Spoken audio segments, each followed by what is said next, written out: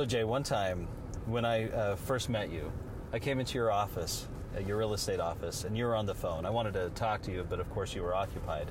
But you were on that phone and you were just, negotiating some kind of deal right and left. And I thought, man, you know what, that guy, he's actually a pretty dang good negotiator. So that's what we do, right? Yeah. That's the funnest part of the job. Yeah. So what's the hardest thing you've ever, or the hardest deal you've ever negotiated, or, what? Oh gosh, I've negotiated some hard. I got a better story than that, though. I got a good funny story. So I'm working with this couple.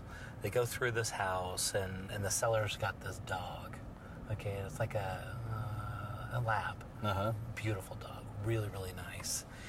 And they come up with the idea that they'd like to have that dog. And so I had to go in and negotiate. The buyer wanted to buy the dog as part of the house? As part of the house, they wanted the dog. And so I go in and negotiate. And how do you go in and negotiate for that? Like somebody comes to get my dog, they better have a gun. Yeah. You know what I mean? Yeah, because a lot of times they're like kids for some people, right? Like my dog's like my kid. Right. So nothing's going to get. So I got to have this conversation. Hey, we don't want to offend the sellers, but I have to go humble. We can't go in hard on that sort of thing. You can't come in with big guns. You got to come in humble. This is one of these situations. Hey, we don't want to upset the deal, but the buyers have really taken a liking to the dog. Is there, as we negotiate this thing, is that a possibility? What was the response? Well, so the agent goes to the sellers and says, hey, what's going on with the dog? And interesting enough, they were actually downsizing and going into a townhouse, and they weren't exactly sure what they were going to do with the dog.